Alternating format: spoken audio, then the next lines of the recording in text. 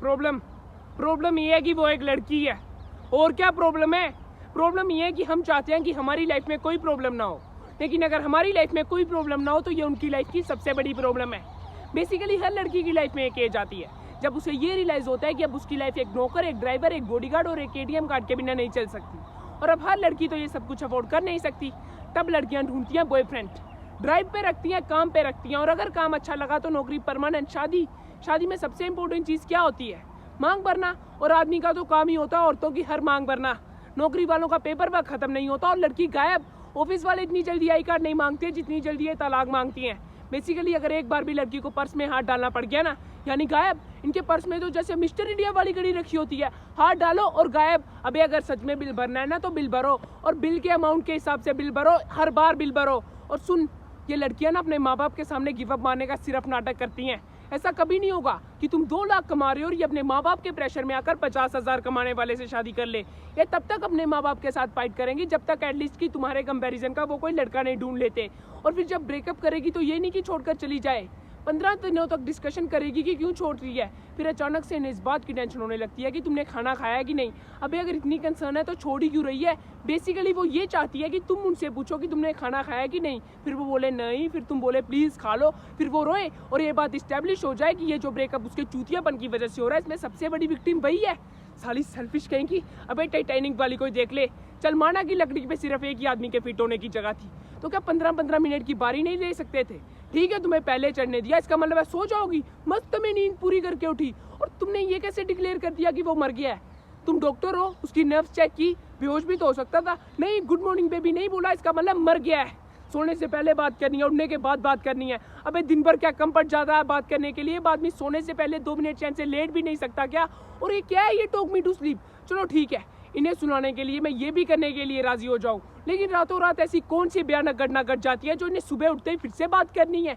Good morning baby, 5 घंटे हो गए तुम्हारा कॉल नहीं आया। अबे यार आधा घंटा तो मुझे खुद को जगाने में लग जाता है। फिर आदमी हकता है, ब्रश करता है, नहाता है, शुरू हुए दिन के बारे में सोचता है। और हर आदमी का फंडामेंटल राइट है हकते हुए सोचना। इन्हें तब भी बात करनी है। शादीशुदा आदमी हमेशा ऑफिस के लिए लेट क्यों हो जाते पते हैं? क्योंकि जो जल्दी उठते हैं वो बातों में लेट हो जाते हैं, और जो समझदार है वो उठते ही लेट है, ताकि उठो, तैयार हो और भागो, बस साली बात ना करनी पड़े।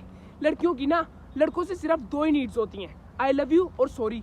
आई लव यू बोलेंगे तो बोलेंगी, why do you love me? हर 2 महीने के बाद इन्हें जानना कि why do you love me, या I love you but give me 5 reasons why do you love me. अबे यार इतना कौन सोचता है? और सुना नहीं कभी, प्यार एक एहसास है, और उससे भी बड़ा चूतियापन है ये सॉरी।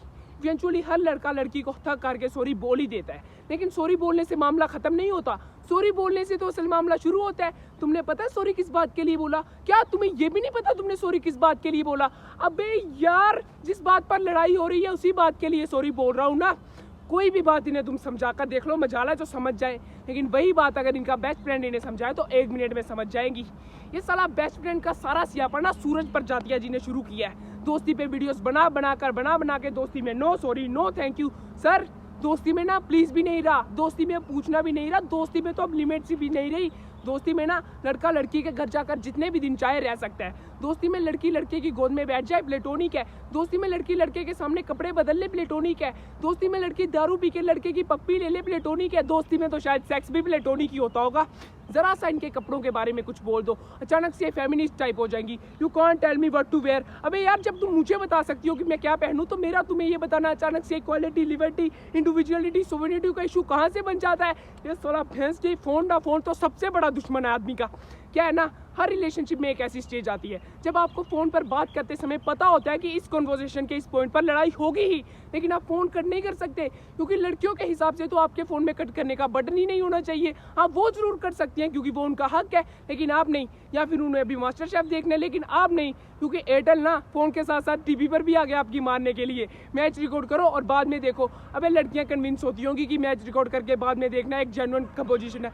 पता कौन सा ऐसा सेल्फ रिस्पेक्ट मर्द होगा जो मैच रिकॉर्ड करके बाद में देखे? पहले साले ये सर्विस मोबाइल वाले हमारी मार रहे थे कॉल रेट्स कम करके, ये मार के उठे, अब स्मार्टफोन्स आ गए। पता ऐसी कौन सी नीड पर गई थी ऐसा कुछ बनाने की जिससे कि आप किसी की लोकेशन का पता कर सके? 2 मिनट अगर रुक जाओ सिगरेट पीने के लिए तो फ़ोन आ जाए, hello baby you are fine ना? नहीं, मैं अभी देख रही थी 3.5 मिनट से तुम कहीं रुके हुए, मैंने सोचा फ़ोन करके पूछ लूँ। अबे मेरी माँ गाड़ी चलाते वक्त बार बार फ़ोन करेगी तो आदमी मर ही जाएगा ना। साला आदमी मर भी रहा हो ना, तब भी नहीं चाहिए कि हम फ़ोन करके इन्हें बताएं, हेलो बेबी मैं ना मरने जा रहा हूँ, मुझे यमराज लेने आ गया, ठीक है। तब भी इन्हें इस बात की टेंशन नहीं होगी कि आदमी मर रहा है। तब भी ये पूछेगी कहाँ मर रहे हो, कैसे मर रहे हो, तुमने बताया नहीं, तुम्हारा आज मरने का भी प्लान है। और कौन कौन मर रहा है साथ में? अच्छा, अब तुम इनके साथ भी मरने लगे। सती जी ऐसे ही थोड़ी लेकर आई थी अपने पति को यमराज से, उन्होंने लेनी कर दी होगी। कहा होगा ऐसे कैसे, कहाँ, क्यों? यमराज ने कहा होगा गलती होगी बहन जी, अब ले जाइए इन्हें वापस। हर लड़की का ना ये स्याप है, आई लव सरप्राइजेस। बट असल बात पता क्या है, women hate surprises, they just love the opportunity to pretend to be surprises. इन्हें पता होना चाहिए कि आप इन्हें कोई सरप्राइज दे रहे हो, इन्हें पता होना चाहिए कि आप इन्हें क्या सरप्राइज दे रहे हो, लेकिन आपके थ्रू नहीं, किसी और के थ्रू। और इन सब के बावजूद इनको मजा तो इस बात में आता है कि इनको पता होते हुए भी सरप्राइज क्या, हम इनके पास जाए और चिल्लाएं सरप्राइज, और इन्हें ओ करने का मौका मिल जाए। इनके ना हर सवाल में एक दूसरा सवाल छिपा होता है, लेयर्स होते हैं। तुम्हें लग रहा होगा कि ये तुमसे पूछ रही है छोले कैसे बने हैं, अगर तुम्हें अच्छे लगे तो ठीक है, लेकिन अगर तुमने गलती से भी छोलों के बारे में कुछ बोल दिया ना, और कोई भी कमी निकाल दी, और वो छोले बनाए होंगे इनकी माँ की रेसिपी से, और अगर तुम्हें इनकी माँ की बनाई हुई रेसिपी के छोले पसंद नहीं है, इसका मतलब तुम इनकी फैमिली को हेट करते हो। लड़कियों को पता नहीं ऐसा क्यों लगता है कि इनके जो माँ बाप है ना वो भगवान का रूप है।